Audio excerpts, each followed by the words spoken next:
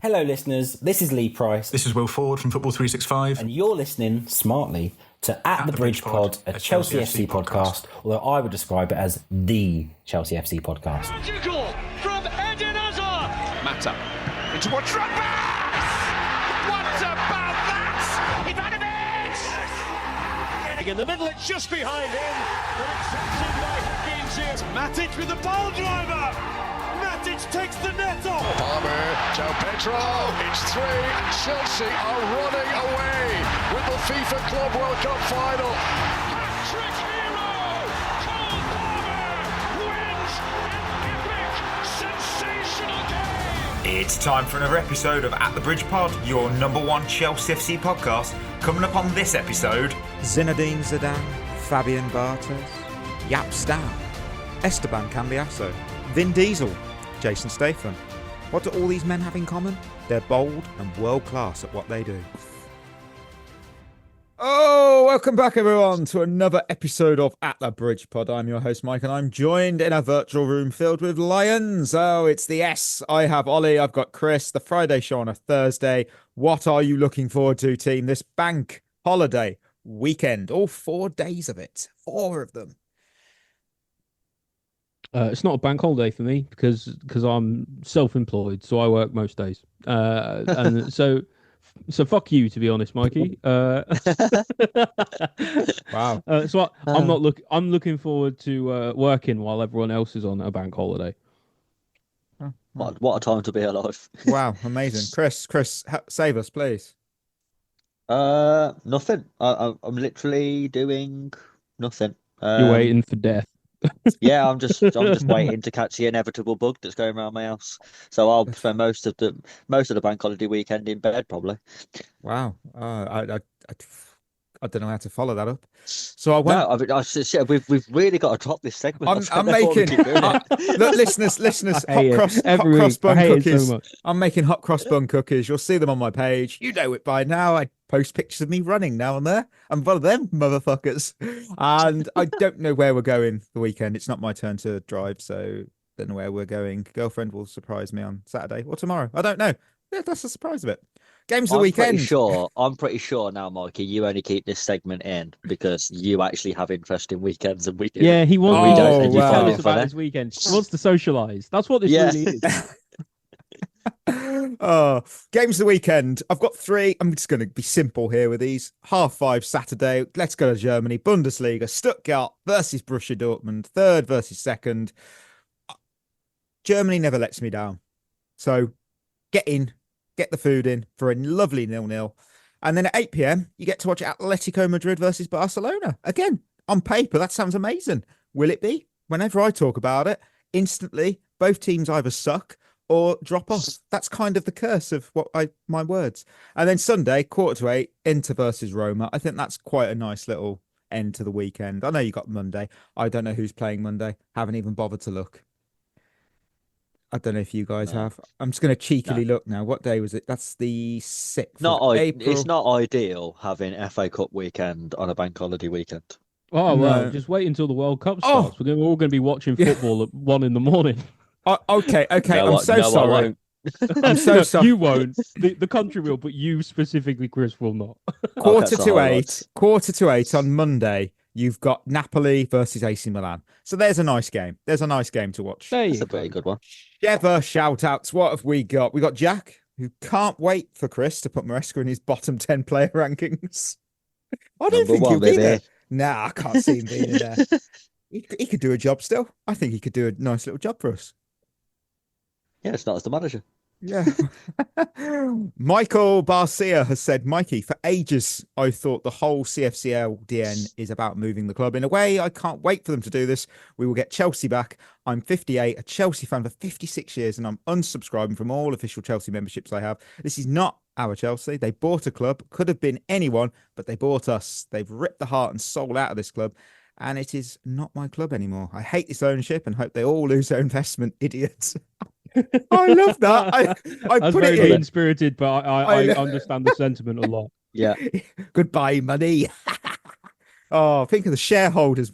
Think of the shareholders, Michael. Why won't you ever think of their investments? Won't someone think of the billion-dollar company?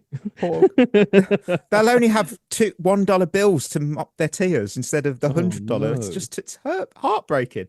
Poverty, Finally, isn't it? we did have a few messages, especially on Instagram, asking our thoughts on this week's quite embarrassing result for their national team. So Japan won, England 0. That was devastating. I didn't watch it. I heard Cole Palmer was shit though. I watched it. Palmer was okay. I said it at the time. It's just fashionable to hate him now. So so people just do it extra. He wasn't great, but he was okay. As far as England losing to Japan, don't really care. Don't care. We'll see what happens at the World Cup. Japan are We a great do not side, care. though. What do you think, Chris? Did you watch it? No. Never change. I told you, I do not watch international football outside of major tournaments because I don't see the point. You see, I was reined in. I missed the football, and it had me watching, Wales and Bosnia and whoever else was playing. Well, just so I could get a game. I've said it on Instagram in Danish, and I'll say it on here, not in Danish. Denmark didn't deserve to go to the World Cup. You got 3 chances to get it done. Blew every single one. First, Belarus. This was a side that they picked up a point all campaign, and then Denmark drew 2-2. That's a warning sign. And then you go into Scotland game. All you need to do is avoid defeat. That's it. That's all you need to do. And you failed. And then you take on Czechia. This is a team that genuinely, no disrespect, on paper, they're not even close to Denmark's talent level.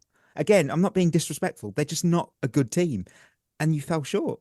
How many lifelines do you need before you just, you use one, you grab one? And right now, I said it, I spoke to a few actual listeners who are Danish, and I said it to them. The biggest issue isn't on the pitch. It's at the top. But you got Brian Reimer and Jesper Moller, and one's making the decisions, the other's benefiting from them. We've heard that before, haven't we, at Chelsea?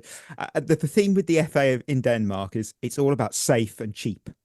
Reimer fit that mould. He's safe, he's cheap. They didn't want to have Thomas Frank because he costs money. They didn't want Michael Laudrup, costs money. They went bargain hunting and got what they deserved. What made it worse for me was I thought that's him. He's over. He's gone. And then Peter Moller came out right after the game. He didn't even wait. He came out right after and said, Reimer's not under any pressure. There's no accountability here. Look, my expectations were low. And then Moller brought a shovel, extending that guy's contract till I think it's Euro 2028 now, before the qualification campaign was even finished. I just couldn't believe the arrogance. There's no drastic changes coming. I'm not shocked. And you know what? Chris said it, not you, Chris, a different Chris said on the Discord, it's a bit like me. Is it a bit like English people supporting Wales and Ireland and Scotland at the World Cup for what I'm about to do? But I'm wishing all the best to Sweden and Norway. So fair play. Look at Sweden. We mocked Potter at Chelsea. However, they did something. They had John Dahl Tomasson in charge. They were going nowhere. They didn't win a single World Cup qualifying game, but got him through the Nations League. They sacked their manager and brought in somebody who they believed could change it. And Sweden are at the World Cup. Fair play to them. Fair play. On the plus side, though, Mikey, if there's a World Cup to miss, I think it's this one. Yeah, I think this. Yeah, we've took the stand, but in a different way than I thought they would. No, I just think this is going to be the worst World Cup ever. There's too many teams. With respect, I love the little... Over half of the games are going to be pointless. Like Spain. Spain have got to play Cape Verde. What's the point of that? Well, for Cape Verde, it'll be a huge game. That'll be huge for them. I love that those nations that have never done it. It'll be absolutely massive for them until 10 minutes in and they're 4-0 down. And then by half time, they're 7-0 down. And you think, this is really enjoyable. And then it'll be like, Spain have set a new record for the biggest ever World Cup win, winning 14-0. Brilliant. Well done. I'm backing you, Cape Verde. Look, I love that there's so many new participants at the World Cup. Whether their fans will even be allowed in the country is another story for another show. I have got my very strong my political opinion on the whole World Cup and everybody involved politically over there wouldn't get me allowed in the country. I would not get a visa. I guarantee you that. Hey, look, thank you for your reviews, your thoughts, and just everything you put in the comments. We do appreciate it. And if you want yours potentially read out, head over to Spotify, drop a comment on the episode, and we may just read it out on the next one. So with that, let's hit some good old news. We aren't going in the elevator because there was one major thing, really. When we left you on Monday, Marc Cucurella, he was answering some questions on whether he would return to Spain one day.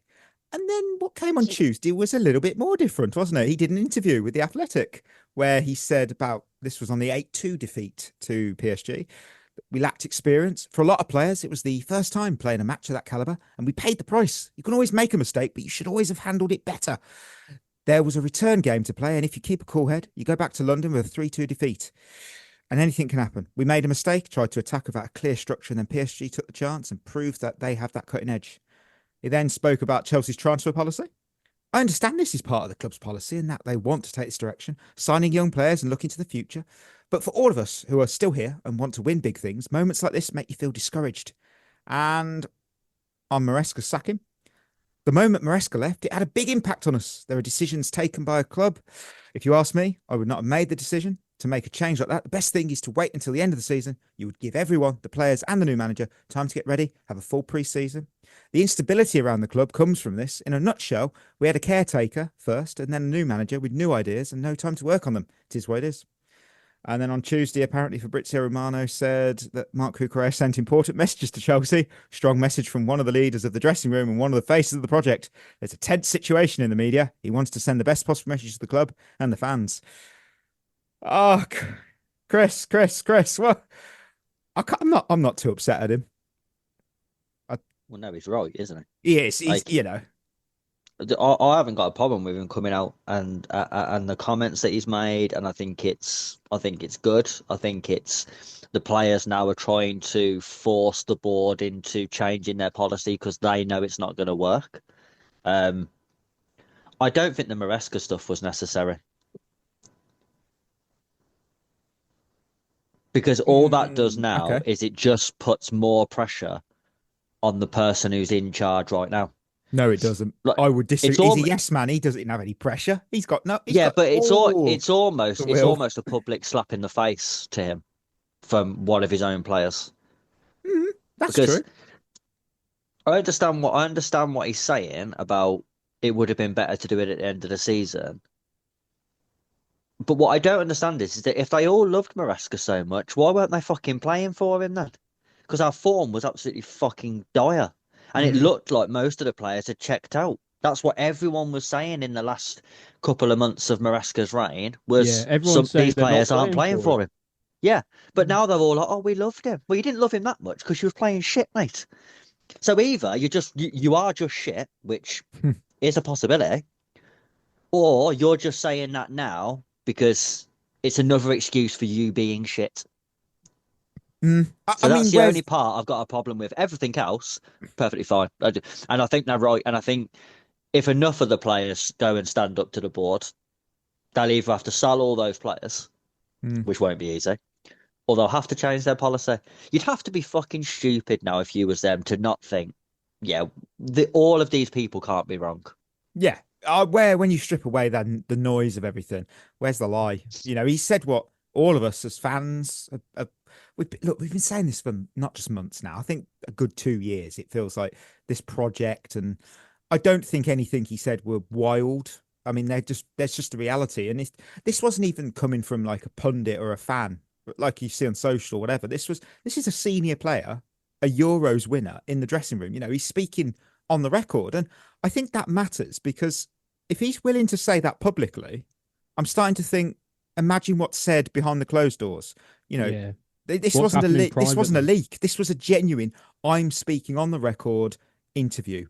And this project, at least in its current form, it's headfirst into a wall. You know, you've got to accept it. It's not working. For me, there is no shame in getting it wrong. You know, these people have come into football. They're new to it. I'm not giving them an out. I'm just saying failed ideas happen. There is shame, though, in doubling down on something that's broken. Yeah. You know, if your car's got a flat tire, don't steer it, keep going, and then blame the road if you can't drive straight. Come on. Well, don't pop the other three. Exactly. The ownership that we keep saying about this ego, they need to park it. You need to face reality because look at the interview. If you look at that interview as Clearlake, if they have and gone, I know better, then if you start viewing players like Cucurella as a problem instead of a warning sign, you're going to, push him out the door then in the summer, because whatever comes next is on the ownership then. Whether it's a relegation battle, players forcing exits, the value of the club, which is more important to them, taking a hit. None of it's going to be a surprise. And please, I'll say this in general here, don't you dare think that Chelsea are too big to fail or too big to get relegated, because you would have said the same about Spurs not long ago. And I know we don't like Spurs. We're not Spurs fans. I would never have gone, they're going down. You wouldn't have. With the stadium and everything else, no chance. You can't walk into football. You can't rip up the blueprint, ignore all warning signs and go, this is going to work because I believe it's going to work. It doesn't. That's not football. These aren't stocks in a portfolio. You've got people here, human beings. They're human beings who have short careers in this game. They've got ambition. Right now, these ones who are in their prime are going to look around. And I'm really glad that Cucurella has done this, because sometimes the only way to force change is to make the problem so impossible to ignore. And he's done it in a different way to Enzo, who I'll touch on in a minute. No matter what people are having a go at me on Twitter for, Enzo did not one bit do what Cucurella did. That's what I feel. Ollie, what do you make of the Cucurella situation?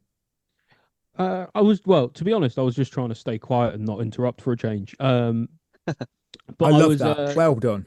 I know. We call that growth. It's not aura defining. Exactly. Aura defining.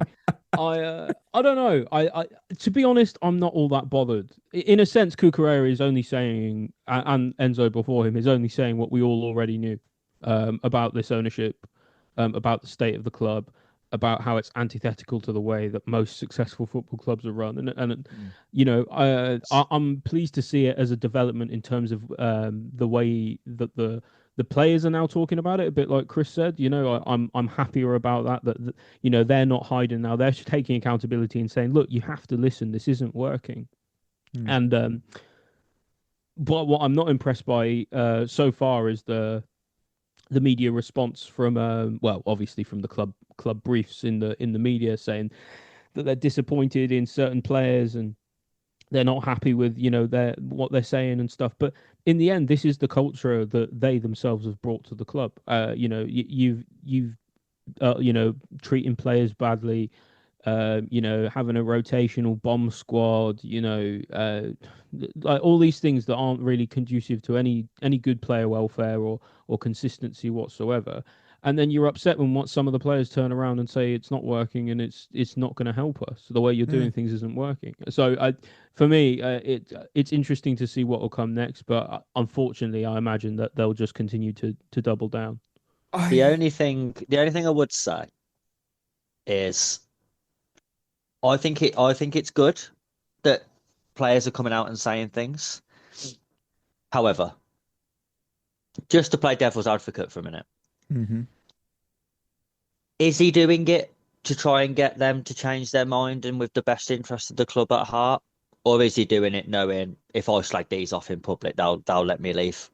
Well, it doesn't matter necessarily, because I think the outcome is probably the same. So, well, yeah, they're either probably going to get sacked or they're going to get sold, or something will change, and the fans are sort of put on side because we agree. I think the only thing as well would be these players coming out and doing a lot of talking is great. But I'd rather you just played well. Yeah. Oh, yeah. Absolutely. Like, it's fine coming out and trying to be the white knight and defending the fans and being all like, oh, yeah, we hate the board as well. Yeah, great. Yeah, we like you. But I won't like you at 3:00 on Saturday if you're losing again. Because there's no point coming out doing all this talking and then going and playing shit. That's the thing. But the other thing, though, is I find some of the fans on this quite fickle, though, because if you're gonna be slagging off the board and everything, and you're gonna be slagging off the players or whatever about who said whatever, if they go and win now in the next game, not Port Vale, but in the next game, I was gonna say, league, we're back. Like all the criticism will start to die down again, and so like you kind of got to keep the pressure when things are when the tension is high. Like I said, I'm pleased that Cucurella and Enzo have said what they've said. Like you say, Chris, they might not be saying it for the perfectly, right reasons. But at the end of the day, someone has to say something. Yeah. On Enzo Fernandez, he's been talking this week, as he was last week, and he said, this time telling Luzu TV, I always tell my wife, Vale, that if I have to choose a city to live in Europe, I really like Madrid. It's very similar to Buenos Aires, also because of the food. And you know what? I've got my own little statement. Though John Obi Mikel spoke about this, and listen to his podcast for the full episode, because it's worth a listen. It genuinely is worth a listen. Here's the snippet on Enzo Fernandez, cut down a bit, because obviously it was a long segment, so, copyright and everything. And I have to say about Enzo Fernandez, I said it. His progression at the football club starting to get better. When we signed him, everyone was questioning. But last season, he had a good season. He scored a few goals. He was arriving late in the box, getting goals and winning us games. But for him to come out and make such a statement after we've been disgracefully dumped out of the Champions League, and you come out and you make that statement wearing the captain armband. It's not good. No player is bigger than the football club. No. If he's had enough, put your hands up and fuck off. I'm personally, first of all, I want to say thank you to John Obi Mikel for giving us an absolutely brand new sound drop. That deserves a round of applause, by the way. Well, it's got even more so. It's now law because put your hands up and fuck off. It's a new sound drop. It has to be. Look, I owe everyone apologise to me about Sanchez before, when the Jorgensen thing happened. I'm going to apologise to Chris because Chris was right. Chris, you can say, agenda. No, he called out a lot of Enzo Fernandez's behaviour. I'm so done. I'm just so done with this big child. I am, because we should not be shocked by this. We shouldn't be shocked by any of it, because he's clearly sending a come get me plea to Real Madrid. This is the same player. He's gonna turn up. He's gonna turn up back at Chelsea in a Real Madrid shirt. That's how far he's gonna take. Look, he's gonna be like Odin Wingy.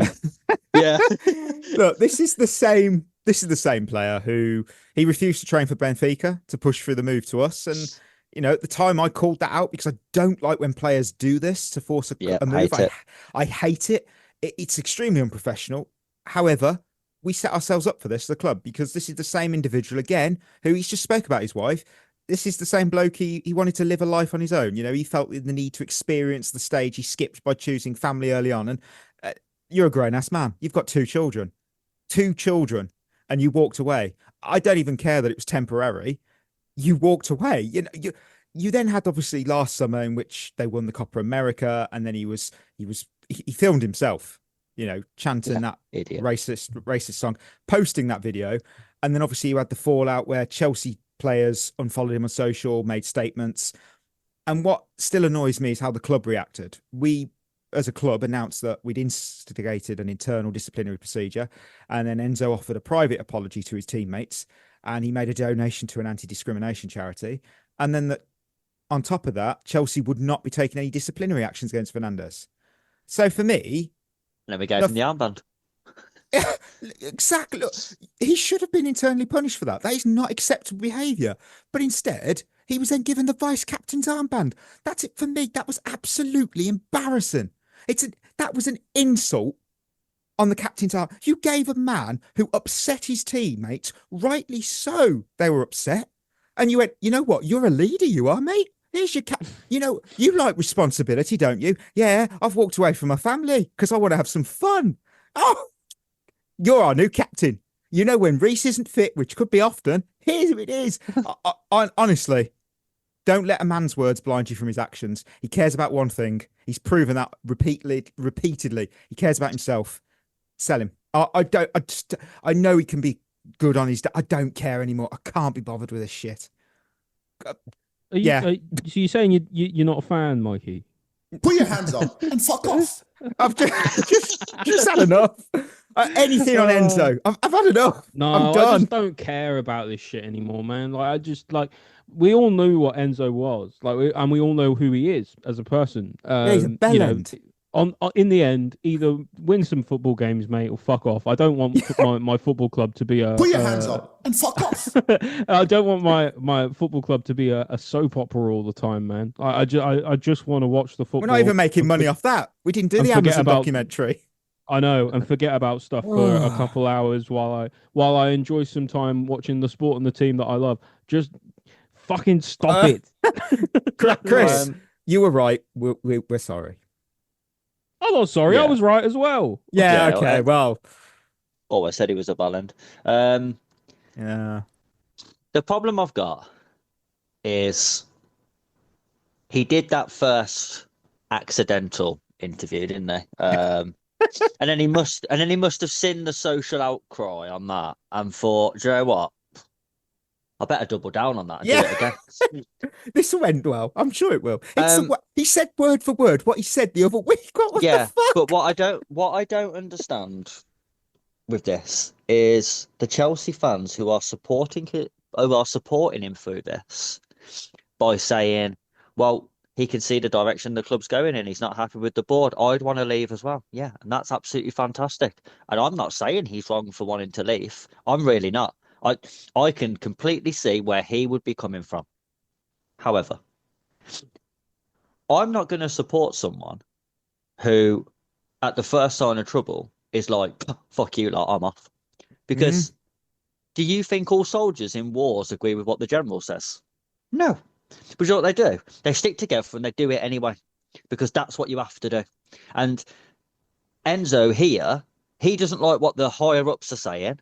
So he's looking at his teammates and going, nah, fuck off. I'm done. I'm going to go somewhere else. You lot can deal with this. That's your problem. I'm off. That's not what you do. You don't quit when it gets really hard. I just think that's players it. do have short careers though. Yeah, but he's earning money, isn't he? Oh yeah, like, don't get me wrong. I guess you can say, well, he signed the contract, didn't he? You know, but you know, like if he's not happy and he wants to be sold and he wants to move on, surely it's not up or shut up because you don't agree with how things are going. He'll score against Port Vale and kiss the badge. What I would say though, at the same time, is he actually? What no one's put into perspective here is he actually good enough to go to Real Madrid? Because I don't think. Do you know what? I agree with this. He's way more likely to go to an Atletico Madrid. If he likes Madrid that much, that's where he's going to end up. Yeah. Not Real. And do you know what he's going to win there? Naffle. Nothing. Yeah, that's true. Yeah, you're not wrong. I mean, you say that. There's also Getafe over in Madrid. Come on. You know. I do think Rayo Vallecano. Like, what people have to understand is if you sign South American players, the story always ends the same. They always want to go somewhere else. They always want to go somewhere that's a little bit more like South America. So you're looking at Spain, Portugal, those sort of places. They always want to go somewhere like that. Or most of them want to come over 2 years, earn loads of money and fuck off back to Brazil. That's what most of them want to do. It's happened time after time after time. So whenever you sign a South American, don't be shocked when it ends this way. Yeah. Let's head to Kingsmeadow Corner because Chelsea, we took on Arsenal in the second leg of the Champions League quarter-finals. And there we have it. Defeat on the night for Arsenal, but victory in the tie. It takes them to the semi-finals and another step closer to defending their Champions League title. Chelsea 1, Arsenal 0. Well, we won on the night, but we didn't win overall. You know what? Boo. Yes. You know what? I'll go for positives. I always pick 2 for 2. And Shukanushkin, if there was one player who I thought could have dragged us to something, it was her. You know, she was top on the night. You know, she was everywhere when it mattered. And, you know, great vision as well for the through ball to Sam Kerr and, you know, the late runs into the box. And she did have a header as well that should have got it. It didn't. She obviously gets the goal. It's far too late to change the story. However, she was the one knocking on the door when everyone else was just looking for the door handle. Oh, it's so frustrating. Because on another night, you do think a bit more luck. You know, we're talking about maybe Nushkin seen as the hero of this comeback. Instead, she was the best player in the game. And it just got away from us. And I will go into losers about officiating, how it hurt us over both legs. because I feel like officiating, we and the women's game we're absolutely on wrong. the European stage. We were let down. That's not the point of Again. winners. Still, we will touch on it. Chris, what did you make of that, of Nushkin and the game overall? Really, the annoying thing is, I think in both legs, we played pretty well overall. If you look at the full performance, you'd say, yeah, we've played pretty well there, but we're not clinical at one end and we're too open at the other. And this was the same. We had the chances in this game to win it 2-0 and we missed them.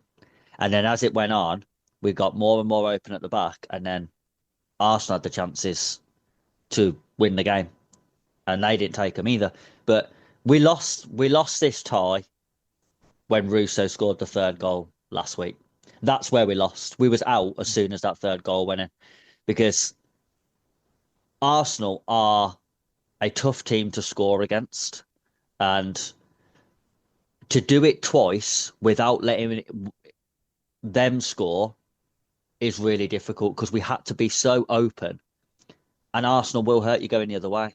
So if we was going into this game having to win 1-0 to take it to extra time, I'd have thought, yeah, I'll back us there. I'll back us to get a 1-0. 2-0 was too much of a tall order, because we're not good enough at the back. Although we didn't concede on the night. No, we didn't. Because of a marginal offside and Beth Mead hitting the post mainly. Yeah. But I just think the only time I've really seen us play like we should have in that second leg was the last 10 minutes when it was too late. When you score the first goal that late and you think, okay, with injury time, we've maybe got 7 minutes left. Yeah. There's no point throwing it all in for 7 minutes. Why didn't you do that for 60 minutes? Everything was too late. And at the end of the day, there's not enough quality in the team at the minute going forwards, whether that's a system thing, not getting the best out of them, because individually they should be doing better than they are. But it's another tough one to take. And what I would say is it's felt like a number of years now we've gone through very similar to what the men's team went through before we won the first one in 2012. Year after year of kneelies and questionable refereeing decisions knocking you out, and you think eventually we'll have that 1 year where it just turns. It so clicks. I do think like we're nearer, but this year was a big opportunity missed, because we wouldn't have played Barcelona until the final, and that's where you need to play them. And that's the real killer this year. The draw was favourable in terms of we can't beat Barcelona over 2 legs. We've proved that time and time again. Sadly. But in a one-off game, Arsenal proved last year they are beatable in a one-off game. And we've beat them in a one-off game. Yeah. So that's what you was looking for. So for that to happen and then to get knocked out by somebody else is really disappointing. I believe that when I looked at the players for us, I believe you can separate them into 2 categories. You've got some players who ride the wave that comes their way, and others try to create one. You know, Lauren James has certainly been creating waves. Nushkin was as well. She was trying to drag the whole bloody tide in our favour. It just didn't click. And Ellie Carpenter as well. She was my other winner, because she's my signing of the season. I absolutely love this woman. You know, others have struggled to get going. She has been on it from minute one. She's been aggressive, direct, just absolutely fearless. And she took on Arsenal's backline. This was everything we had missing from the first leg due to her obviously being on internationals. She was our most consistent outlet. And, you know, she believed something could happen, and she was creating waves. And every time she got the ball, she had intent, she drove, she had purpose. And too many played, I feel, within themselves, because she played like the occasion demanded it. And if football, you know, it wasn't, but if it was about an effort, she'd have walked off that pitch with a match ball. Her passion is so infectious. I could see her becoming a future Chelsea captain. I would expect when Bright goes, it will get a cuff, but rightly so. She's certainly earned that captain's armband. Though I think Carpenter might be the next one up. I mean, that was winners. Losers.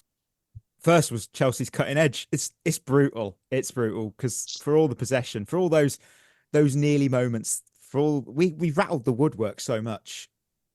We didn't do the one thing that matters, did we? We didn't score when it counted. You know, zero shots. This is the stat I brought up. We had 0 shots on target in a must-win first half. We had 0. You're playing at Stamford Bridge in a Champions League quarter. For me, that's unacceptable. We fell below the standard. We didn't even get close to the standard. 0. You cannot spend 45 minutes just knocking on the door. You just Arsenal clinical in both legs. When they had their chances, they scored them. We were more hopeful, you know. And at this level, hope without execution, you'll get exactly where you are now. We're out. Barcelona Barcelona have beat Real Madrid 12-2 on aggregate, which in itself is close tie. It was a really close one. The first tie was 6-2, so they could have got a comeback in. Could have gone either way, couldn't it? Chris, they had 33 shots against Real Madrid tonight. What the fuck? Oh, what's the point of that, Tom? Yeah. Right. Everyone's here. Officiating unluck is my second loser. So for that, we're off. We're off. Fingers on buzzers. Are you feeling lucky? Are you ready to play the game? The game of referee roulette? Because once again, everything that could have gone against us did. Moments. What is it? Officiated. It just leaves you go, oh, Katie McCabe stayed on the pitch. I don't care whether it's minute 1 or minute 91. It doesn't matter. You know, she stayed on the pitch after pulling Thompson's hair. That's a red card offence. And yet again, the referee missed it, apparently. The VAR missed it. They didn't even look at it, apparently. And then the referee calmed down and thought, yeah, there's a red card here. Oh, not for the incident in the direction of Sonia because of her reaction. It's another fumble. Yeah, a fumble on the big stage.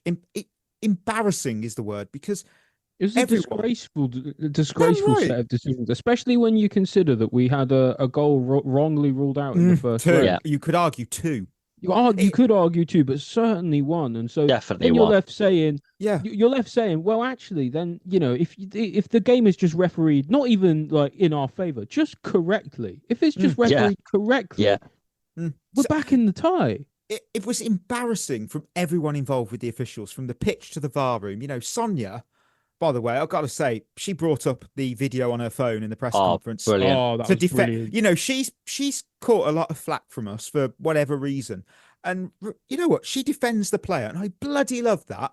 And now I'm patiently waiting to see if UEFA, and obviously the 4 individuals on that pitch, because that's part of the referee team, will take accountability for yet another mistake in the Women's Champions.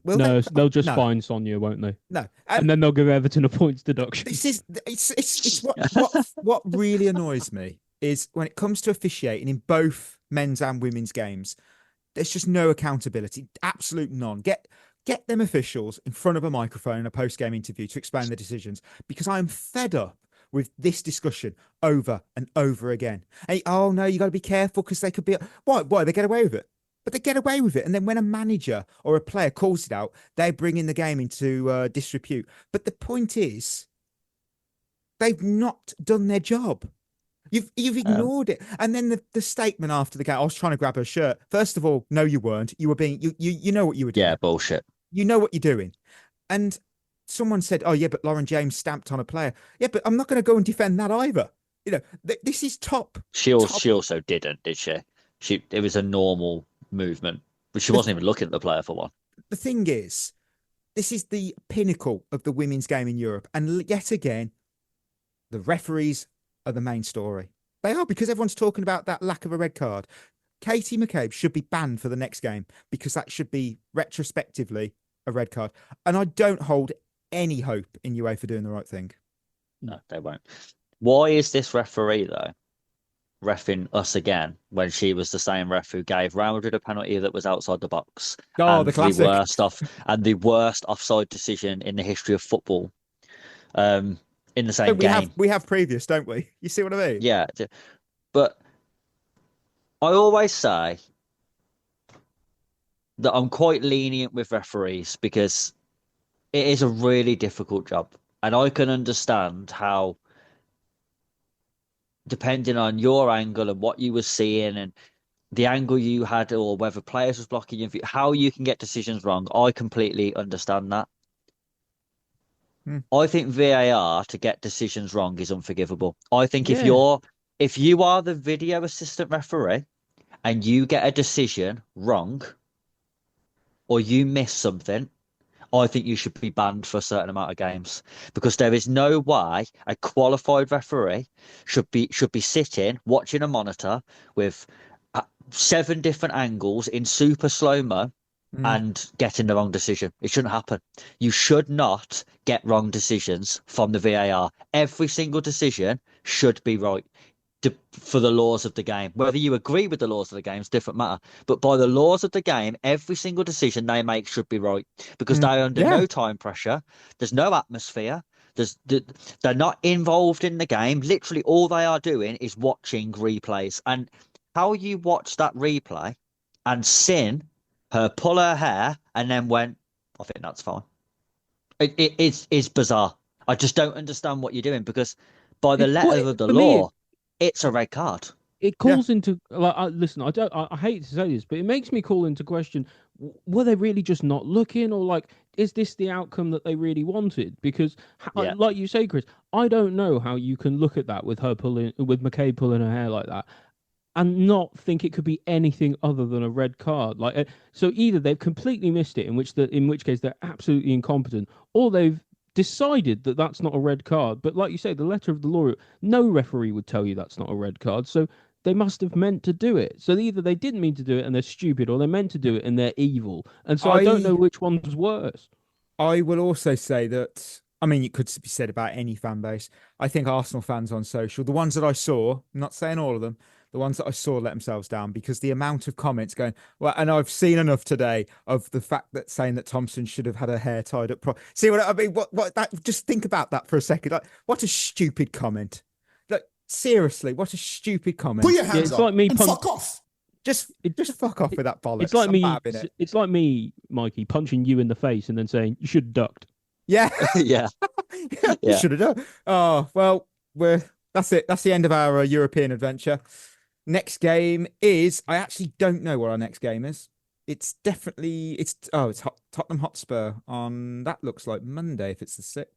It's Monday. Here's a question for you guys. In the FA Cup. The last thing on Kingsmeadow Corner. Is the season dead? Is the season a failure for not getting further in the Champions League? We can understand why with the refereeing and everything, but purely on results. 100%.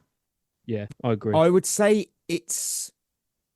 I wouldn't say it's a total failure until I wait till the end of the season to see if we're in the FA Cup final and if we've got Champions League. If we don't make Champions League, this has been the worst season potentially in our history. That's more than a failure for me. You've brought a couple of shovels there. One thing I would say is, from a fan perspective, I think the fans have got a big part to play now, because this is the first time a lot of Chelsea women's fans, because you've got to remember 7 or 8 years ago when we won that first WSL title of this period, the women's game was so much smaller than it is now. It's grown so much in that time. So the fan base has grown so much in that time. So a large portion of this Chelsea women's fan base have only ever seen this team be successful and win stuff. Yeah. It's really easy to support a team when that happens. It's so much harder when they're losing and they're not winning things. And one of the disappointing things for me last night was, with half an hour to go at 0-0 in that game, where we was trying to overturn a 2-0 deficit in, let's face it, the biggest game of our season, because the Champions League's the only thing we really cared about all year anyway. From the start of the season, that's the one that everyone wanted. Everyone knows that. And all you could hear was the Arsenal fans. The atmosphere in Stamford Bridge was not good. That's got to be a turning point, Because you look at the Arsenal women's fans, for example, they haven't only known success. They've gone through a long period now without really winning major honours over and over again. They, the odd FA Cup here and there, and then the Champions League last year, they haven't won a title for ages. Yeah, it's been a while. So they've gone through that period, and those fans are still there. I hope that the Chelsea women's fans are the same, and we can go through this period and still be vocal and as loud as we was when we was winning every week, because that's really important. And I hope that the fans don't just think, "Oh, I'll go support someone else because these aren't winning anymore." It's been a long time. I think it's 2018-19. Was that when they won it? Yeah, it was around then. It's a long time. It's a really long time, especially for a women's team the size of Arsenal. Yeah, you're not wrong. Right, it's Easter. It's chocolates everywhere. You got some palm oil eggs if you want those in your life. And you know what palm oil eggs. Cold palm oil eggs. Oh no. Oh, I don't like that. That's a disappointment. They start off really good, and then the quality of them just keeps degrading. Oh, that's very good. Oh, look, we've just having a bit of fun now because we've done ourselves an Easter egg 11 because it's just a team. Someone did this years ago about players that were bold and Easter. I was like, yeah, sure, why not? So this is how it's going to work. See how much effort we're putting into it. Little effort. It's a tough week. It's a tough week. It's a bank holiday. We're having fun. Put your feet up, listener. Send this to a friend because they might listen because it's not Chelsea related. So we're just going to build a full 11. It's keeper to striker. We've also got a manager, and we're doing it properly. We're just going to be honest. We've got a hairline VAR. So if any fraudulent selections pop up, if we don't feel a player qualifies, then this is very important because I hope you boys have done your research here, because a lot of players that seem bold aren't actually. Well, dear. So Bobby Charlton would not be allowed. No, not bold. Would he's got hair? Yeah, you have to have played in your career with a fully bald head at some point. And someone did mention this in the Discord, going, "Well, does that mean Wayne Rooney?" Well, yes, it does. He also had a hair transplant, so no, it actually doesn't. In my opinion, Wayne Rooney David doesn't Silva. Count. Yes, he was bold. He was bold. Maybe David Silva could count. Yeah. So we got our 11s, and as always, we did take the piss, but I took this way too seriously because I looked into players who were bold whilst lifting the Ballon d'Or. I thought that was important. I thought, what about in their prime? Okay. And then who were not just, they had iconic moments in some games. So once I'd got an 11, I then researched what would be the best system that they could play. And because I'll be honest with you, my system is questionable balance wise. Yeah, I had I had like 4 attackers, and then I had to drop one because I thought this team is going to just tank. It's not good. So, you know what, Chris, who was your goalkeeper? There wasn't really many goalkeepers, to be fair. So I went for what I thought was the best, a very relatively bad bunch, and I went Pepe Reina. I was so close to picking him. I think he's only borderline bold, Oh, for fuck's sake! No, Ollie, what are you talking about? Listen, I'm telling you. Listen. I'm a Ollie. I can't wait for Ollie's got Pascal Segan, Danny Mills. Yeah, fair. All I'm saying is the vast majority of my players are actually like chrome dome, shiny head, bold. Not a number one. Not like a shaved head, bold. Wow. His team's going to be shit. Extremism.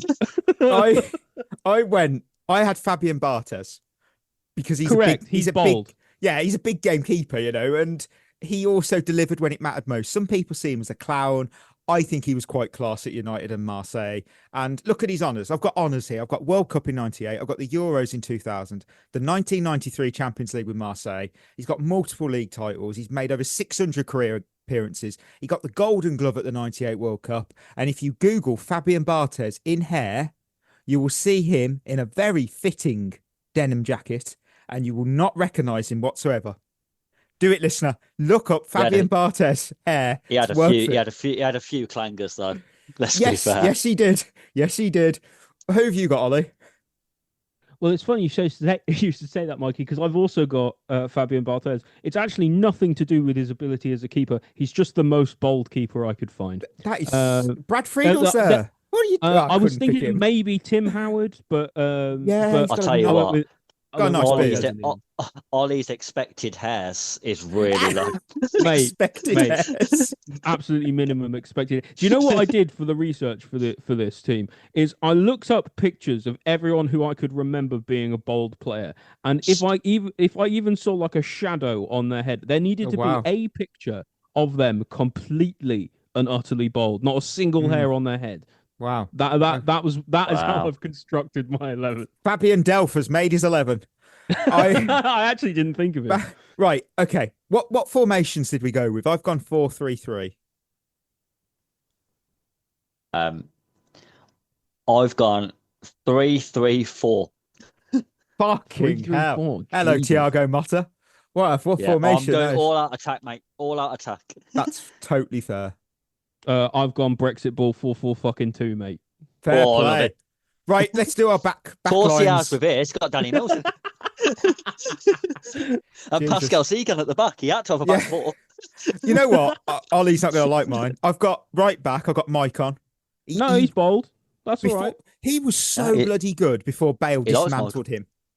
Yeah, he was. But Bale ruined his career, to be fair. Yeah, he was. Before Bale. Forget that. Before Bale. He was considered pre-Bale Mike on.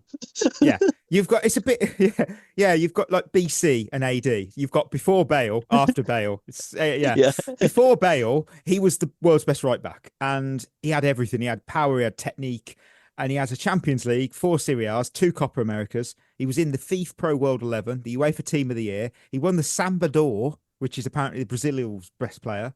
He's got over 500 career appearances. He's got double-digit goal contributions in peak seasons. I couldn't pick anyone else. I really couldn't. And crucially, he is bold. He is.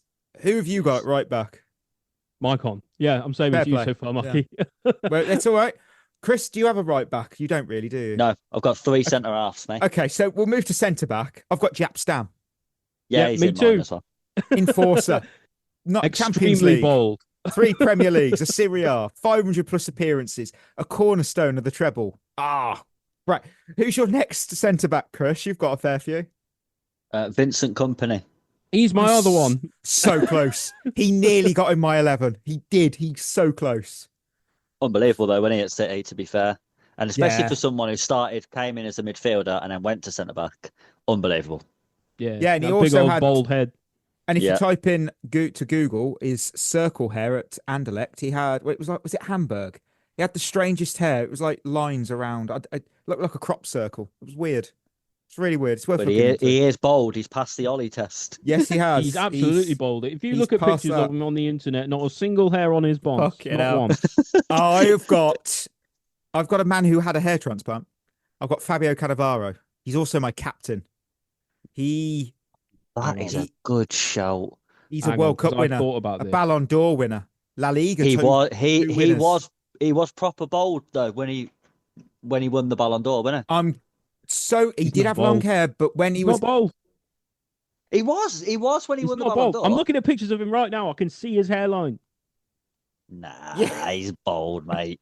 I'm telling you, I'm telling you. I'm annoyed because I would have had him and I forgot about him. Look, he had a hair transplant and suddenly he's not bold. It's very, very close to it. There's a picture of him as a player playing for Italy. I can see his hairline. He's not bald. He's just got a shaved head. He's not bald. That's the same thing. It's not the same thing. It is the same. It's not.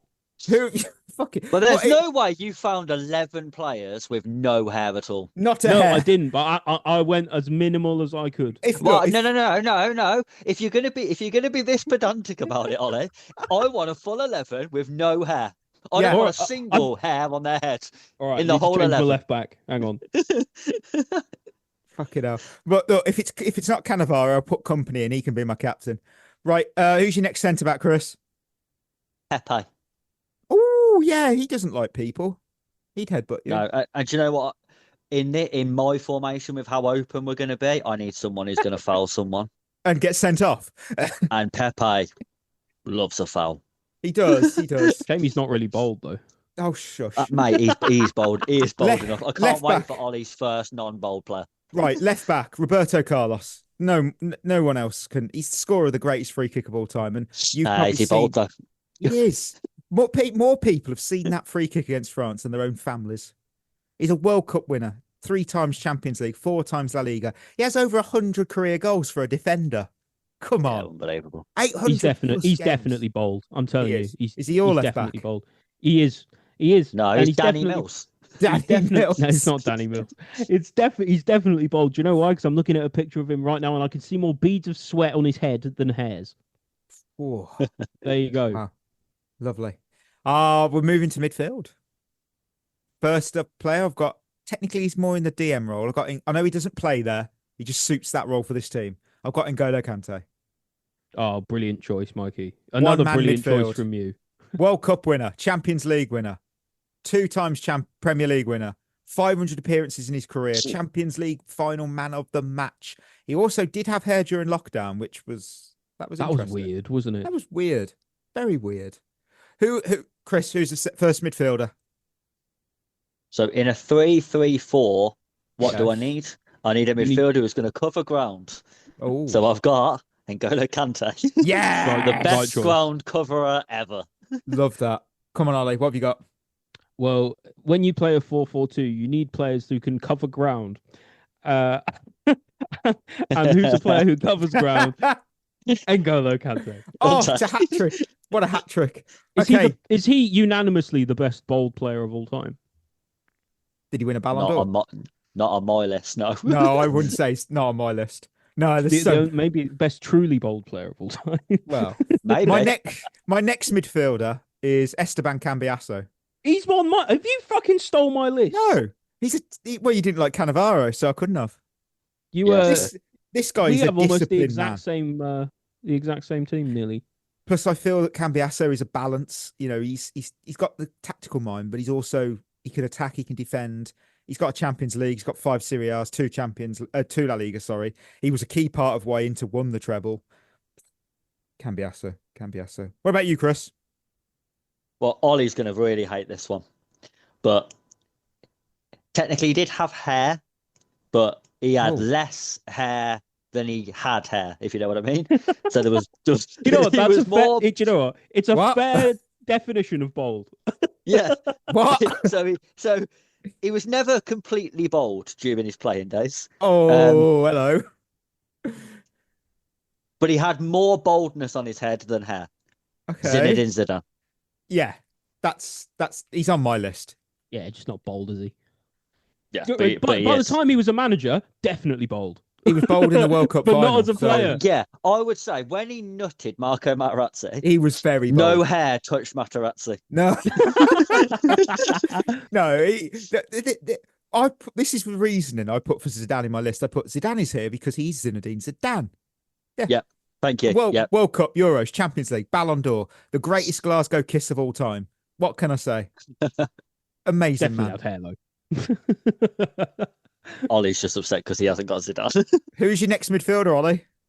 I only have the 2 because I'm playing 4-4-2. It's Cambiasso and Kante. Oh, fair enough. I'm up to the forwards now, so I've got a midfielder left. Go for it.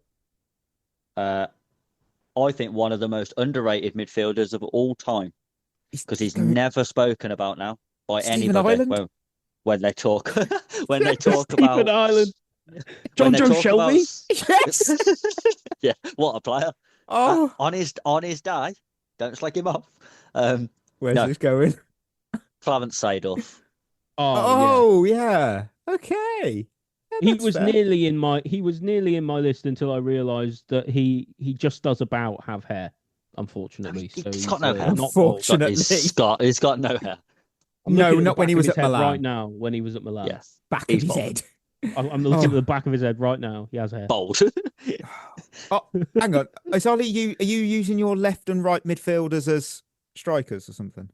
No, no, he's got actual wingers, mate. He has got John Joe Shelby and Stephen Ireland. Wow. Yeah, I've done them as wingers, but okay. Really who's your left winger? Thierry Henry. Same. Yeah, same. Same. You might not think you might think had hair for most of his career, but actually, in his second stint at Arsenal, definitely bald. Yeah, but did have hair, Ollie. So you break your own rules, mate.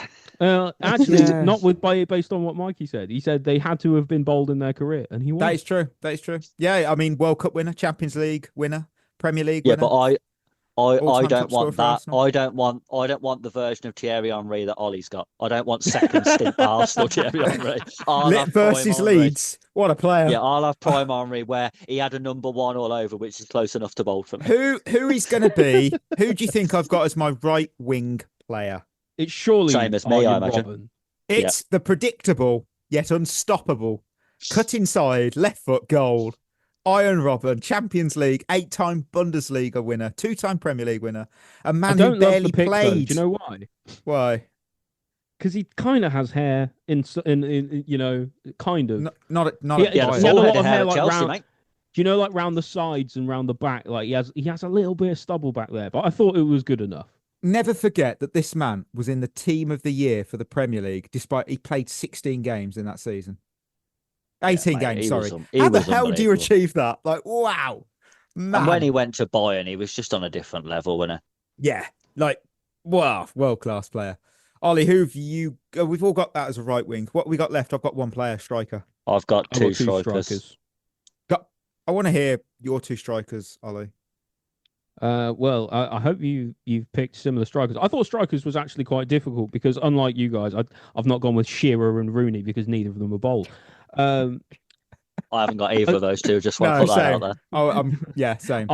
I've gone with Gianluca Vialli. Oh, I had him and I had to take him out.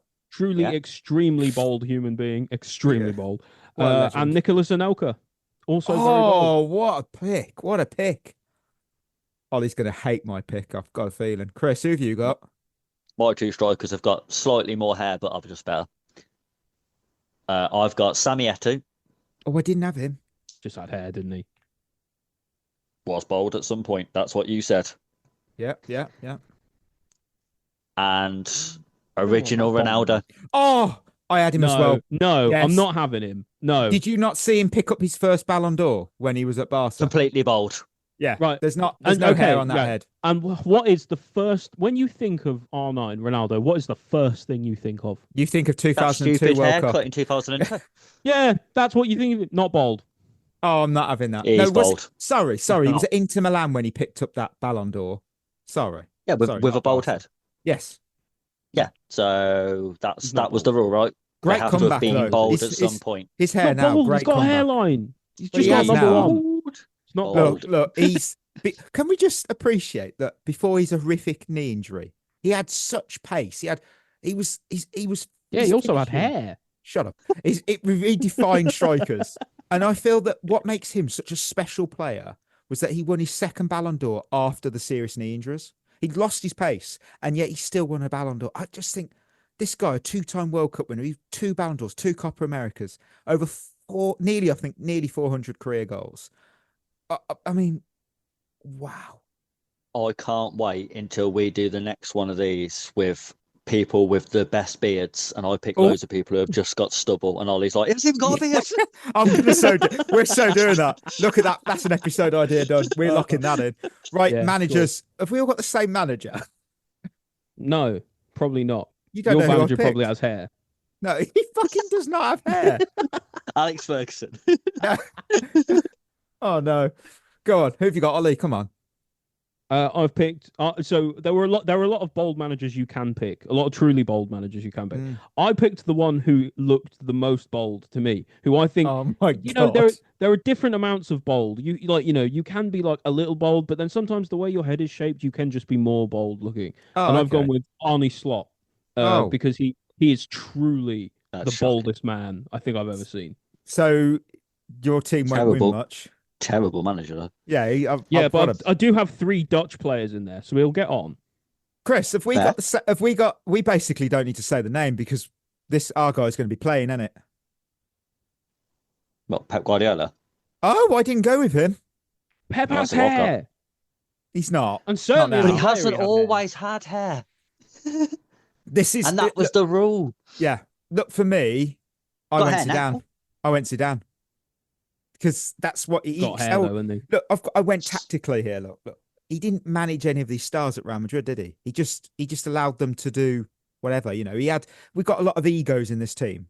We've got this 4-3-3 suits what Zidane used to do with Real Madrid. We've got Kante, Cambiasso, and Zidane himself. So that's Casemiro, Cruz, and Modric. You've got Henry, Ronaldo to manage himself, I reckon. Maybe. You've got Henry, Ronaldo, and Robben. So they're Bale, Ronaldo, and Benzema. I don't need to overcoach him. Just play, And I feel Guardiola was possible, but he'd be a disaster in my opinion because he'd be too system heavy. He'd start managing them. And I know Robben and Henry played under him, but I don't need structure here. Don't overcoach anyone. Just play.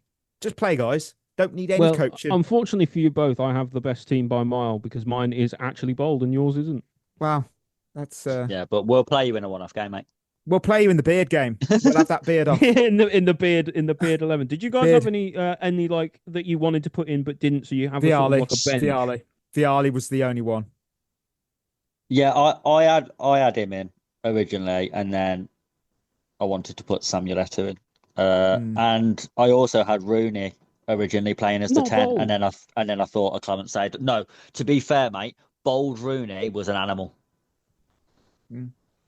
Yeah. That season when he shaved his head, he was fucking mental. Yeah, he was really good, but he wasn't bold. He just had a very, very short haircut. Yeah, David Luiz, he could have made it. Christoph Dugarry. No, fuck off. No. You know what? Actually, Zlatan could have at one point when he was at Juventus. Yeah. Right. On that, let's hit our match preview. We've got one of them now. Oh God. We are having a quiet one. We're back. Port Vale. Do you know what? I've Bridge. really enjoyed not watching. You're going to love this because can't wait for the season to be over. Port Vale, where are they, Mike? They're 24th in League One. They're bottom, 7 wins, 10 draws, 21 losses. So they're a League Two side, basically. League One. Well, yeah. How did they reach the quarterfinals? They beat Malden and Tiptree, Bristol Rovers, Fleetwood Town, did the Bristol double with City, and Sunderland. Recent form: 1 win, 1 draw, 3 defeats. Who's the player spotlight? Goalkeeper Joe Garcia. He's an Australian man on loan from Villa. And this could be his prime Manuel Neuer game against us. Every goalkeeper gets 1 per career against us, so maybe it's time to cash in your chips. The last time they beat us was on the 6th of April, 1929. What was the UK number 1? Well, the charts didn't start till the 14th of November, 52. So I did look at... It's whatever someone sung in church that week, Chris. I looked. There were some songs that did get made and released in that year. So you had Tiptoe Through the Tulips. That's a little scary. Oh, that's got to be up I remember that one. And singing... You were there, weren't you? Yeah, Chris had that on his gramophone. And Singing in the Rain. So two iconic tunes. Line of the week, what we going with? I'll jump in early. I'm going to go with someone who I think is going to play. I'm going to go with Fernandez. Jorel Hato. Oh, nice. That's I like that. I have no idea who's going to play. Do we care? Is the real question. Nah. No, the answer is no, Chris. We all went with Garnacho. I really couldn't give a shit about this at all. Chris, why don't you go with your favourite player, Garnacho? Let's face it. If we can't beat Port Vale at walking pace, then I don't know what we're doing. And to be fair, if we lose to Port Vale, or we go out, so if we go out on penalties to Port Vale, it's happening. I will not watch another Chelsea game this season. Wow, ever. I can't wait for that. What did you do at the weekend, Chris? Do you want to do winners and losers? Can't, didn't you? Yeah, honestly, won't watch it. Won't take part in it. Oh no! God, I've got to actually pick someone. Put your hands up and fuck off. Who's not completely annoyed me to the point Mate, where I'm I don't going with mind picking them.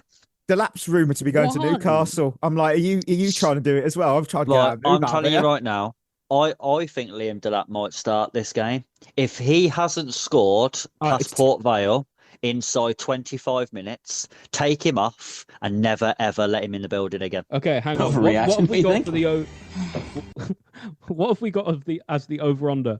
Do we think Liam Delap... What's more likely? Does he score a goal or get sent off against Port Vale? Bit of both. Scores a goal, gets a second bookable offence for it. I genuinely think he's not going to score against Port Vale. If he doesn't score past Port Vale, he should never ever wear the shirt again. I wouldn't even let him in the training ground. Wouldn't even let him in the postcode. Oh man. I'm gonna pick Andre Santos. Lovely. Love that. Do you know what? It'd be so funny when Enzo starts over it. No. Blue versus who? I've got 3 questions. Which former Championship Player of the Year and Championship Golden Boot winner currently plays for Vale? 2015-16 was when they won those awards. Oh, yeah, that Bamford. Oh, He's played for Burnley. He's played for Watford. Top clubs. Great clubs. Jay Rodriguez? No. He's played for Luton. He's played for AFC Telford. He's been to Saudi. Holy How shit. did he do that? Wow, I didn't know he went to Saudi. That's news. Played for Brentford. He went to Saudi. I can't believe that. Is it Andre Gray? Yes, it is. He went to Saudi. Oh. How the fuck did he secure that? Mate, he's Good agent. He is absolutely shit. By How the did way. he do that? He was I can't get over that. He's scoring, isn't he? Second, John Rudge is one of the club's honorary presidents. Who is the other? And I'll give you a clue. He's a multi-award Who winning fucking knows? singer-songwriter holding the record for the most Brit Awards ever with 18 to his name. Elton John? He's a Watford fan, mate. Yeah, No, he of loves course Watford, he is, mate. yeah. He owned he's in the Watford as Watford well at owner. one point. That was in the book I read, Who Owns Football. Really good book. Just recommend that, listeners. We're going to need more hints than this. Yeah, I'm going to need more than that. What sort of generation is he from? 2000s wasn't a boy band. 2000s Robbie was in a Williams? boy band. Correct. Wow. And Well, finally, that says all you need to know. If Robbie Williams is involved, you're not serious. I can't stand him, by the way. I absolutely hate the bloke. Such a fucking twat. Robbie Clearly Williams and Chris Enzo is, Fernandez for Soccer Aid. Boo. Clearly, Chris is loving Angels instead. Oh no! Right, former Blues in the order of when they first joined Port Vale. You've got Anthony Grant. What are we doing? You've got Anthony Grant, and guess what? You have got Anthony Grant. There's nobody else. I think it's Anthony Grant. I think it's 2015. I don't know what he did over there. Did he do anything? Then it's Anthony Grant. Oh yeah. And then Who the fuck is Anthony Grant? He's a midfielder who's 5'10", full name Anthony Paul Sean Andrew Dorr Grant. That's a But big he's never name. played for us. Wait. He has played one game. Hang on. When? Hold the phone. You said his middle name is Dorr. Yeah, do you know when he? Do Fucking you know? hell. Do you know what? He actually played in the 04-05 Premier League season. It says here he played for us in the Premier League 04-05 season. Congratulations, Premier League winner Anthony Grant. Amazing. Fucking hell. Oh, what a player. I honestly, I do not remember him at all. I The name. have memory hold that him. I have no idea. That didn't happen. It did. No, I didn't. That's a Mandela effect, mate. No, That didn't happen. he's right. Stats by club. Here we are. Transfer marks. Scroll down. Chelsea, one game. I've got to see him now. He played in. I can't believe it. There he fucking is. In game 33 against Manchester United in a 3-1 win, where he played 1 minute. Well done. Worked really hard for that. Oh yeah, well, I remember him. He's I don't. He looks like generic Pro Evolution soccer footballer. 1 minute. Was outstanding. Papi Gilabodji before Papi Gilabodji. Probably. Outstanding though. 1 minute Premier League winner. Where play? It's even Think on he his got a medal? record. It says here he's an EFL League 2, is that? Yeah. Champion and Premier League champion. Outstanding. Well done, sir. He's not a Premier League champion. He's not. He is. He's not. on transfer. If we're going by then, your bold logic, no. Chris, he is. No. Because back then you had to make 10 appearances to get a medal. Then they brought Jose it down to Mourinho 5 gave for it some his. reason. He gave him his. There's your medal. Oh, He was that crucial to Premier the League season. winning manager. Oh, I've got that in my cabinet. Oh dear. And finally, we actually get to go to. By the way, Charisma's questions is actually existing. It still exists. I've just saved them all for next Friday because it's a I mailbag thought his special. loan spell had ended.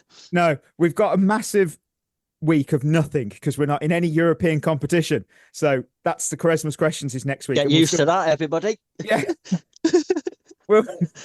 We'll be asking for more questions. So please get them in because you probably will get your question answered. So with that, we get to go to good old Lone Army Carousel. I could do with a winning. Yeah, also, it makes me say Jason Cundy got his brown envelope in the post this week because he was knocking Cucurella for speaking out against the club. I thought, here we go. I love that's a new insult where if someone is positive about the ownership, they get called, you've got your brown envelope. I love that so much. I don't like him either, by the way. He's Jason Cundy, he always gets on my nerves. He speaks a load of bollocks as well most of the time. God, these people get paid so much money just to talk bollocks. Chris hates everything. At least we do it for free. Yeah, that's true. We always will, ladies and gentlemen. Outstanding. Right, today's Lone Army Carousel is category is the World Cup. So 17 different nations can consider themselves historic in the tournament because they've made it to 10 or more World Cups. I just want you to name me those 10 teams. No. Sorry. Fucking hell. The 17 teams that have made it to 10 or more World Cups. There we go. Got there in the end. Teams that used to go under different names also count. So, is Chris behind in this? I think Chris is behind. I think he is, Yes, he is. You won the last one. So, Chris, please give me a country that has been to 10 or more World Cups. Brazil. Ollie, you can win it. No, Brazil have been to the most, 23. 23 World. 23. Do you know what? With my form at this at the moment, I thought that might actually be wrong. That is a lot of World Cups, that is. That is a lot of World Cups. Wow. I'm going to go with Spain. Spain have made 16.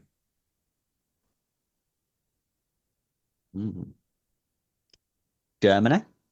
Germany have made 22, just one less than Brazil. Argentina. 19.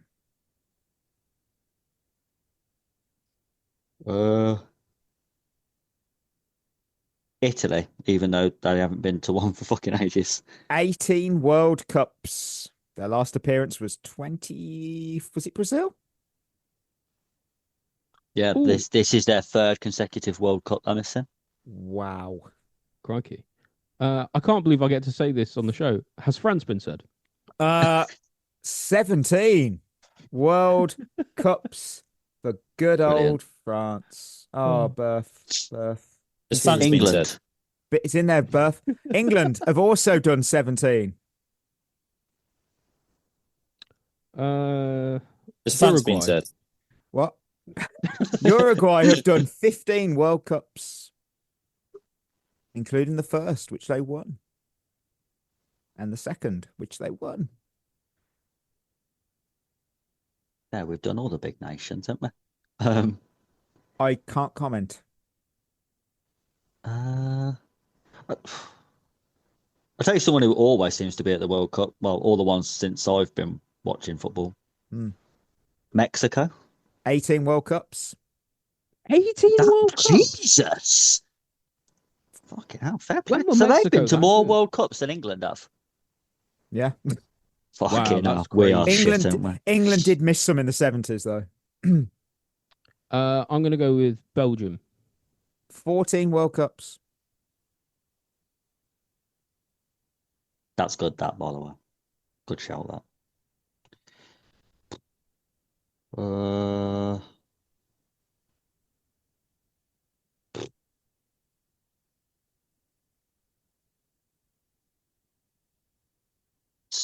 Switzerland? 12 World Cups. Fucking hell. We are dicing with death here now. The Netherlands. Oh, 11. Shout, Ollie. 11? 11 World Cups. You have You're three... less than Switzerland? Less than... Far Mate, Mexico. they are shit. You have 5 countries left, and they've won. They've got to 11, 12, 12, 12, 13. Oh, God. So I thought the Netherlands was a good shout. I thought that was relatively safe.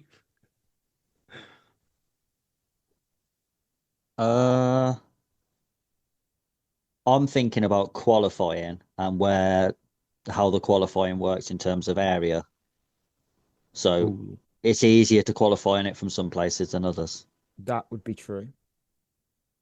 Because this is all nations, right? This isn't a specific region. Every nation on the planet. Every nation. Okay. South Korea. 12 World Cups.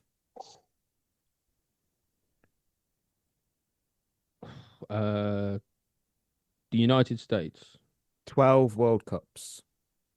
Would shout. Because they've hosted it. I'm trying to think. Yeah, that's true, actually. Yeah. They've got at least one. Do you know what I mean? So they've got an interest. So they've probably been before. So how many teams have we got left? You've got 3. And what was the numbers on them? 12, 11, 13.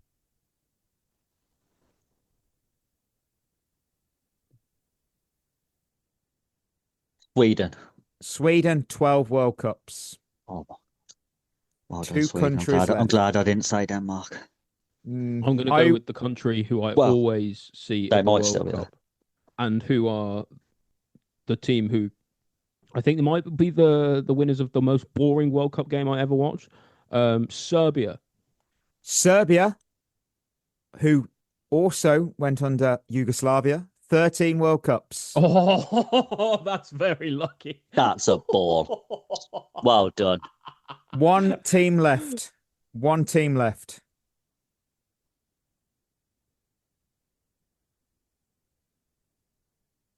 Another big nation.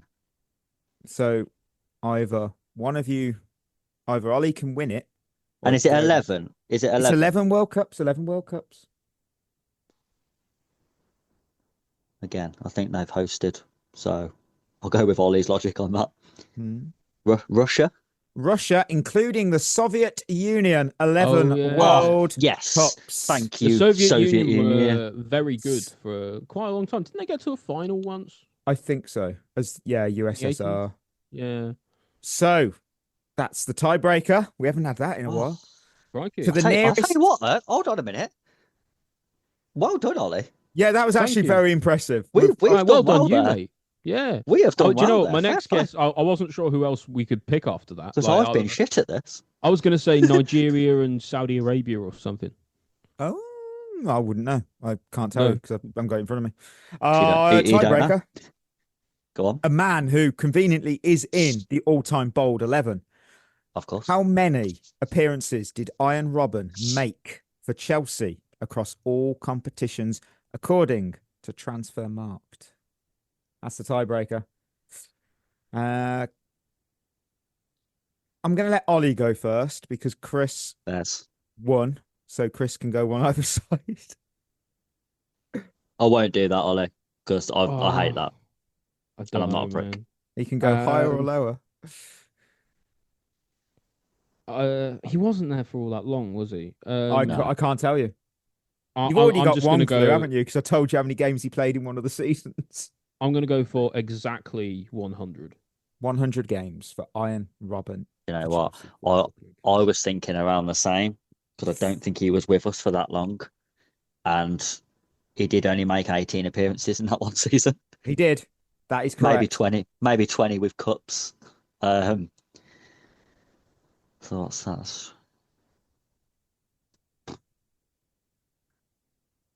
110.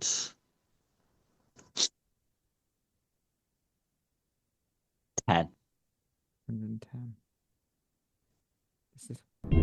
Imagine if he says now 180 or 240. It's 351. Ollie went with 100. Chris, you went with 100 and was it 10? 10, yeah. 10. Iron Robben made, according to Transfermarkt, 106 appearances. Chris, you've done it by 4. You've done it by 4. Well done, Chris. He's brought it to 2 now for the season. He's got 2 I've on actually the board. won one. Yes, get it. Yeah, you're doing all right. You're going for the treble. You're going for the 3-peat this season. Yeah, mate, I've had a terrible start to the season, though. To be fair, no one's been more... you've been appearing more. You've won the moral high ground. That is true. Right, listeners. We'll see you again in a month for that. Yeah. We're at the end of another episode. Thank you for tuning in. And of course, before we go, don't forget, proudly partner Head in the Game, mental health charities in football, sport, wellbeing, and community. You find more at headinthegame.co.uk. Treat yourself well, please, because back on Monday, we have got, winners and losers from Chelsea Port Vale. A football game to review. Will we win? We better, because that's going to be interesting. If we lose, you can't have a single winner on that team. You can't. My God, that'd be terrible. We'll think of something funny to say. Don't worry. It's the entire Chelsea 11 about to bring some shovels, so our expectations are even lower than we thought. Hopefully not. So until then, enjoy your weekends. And that is us signing off. You've been listening to At the Bridge Pod, a Chelsea FC podcast. Follow us on Twitter and Instagram by searching for At the Bridge Pod. And if you're listening on Apple or Spotify, leaving us a review is always appreciated.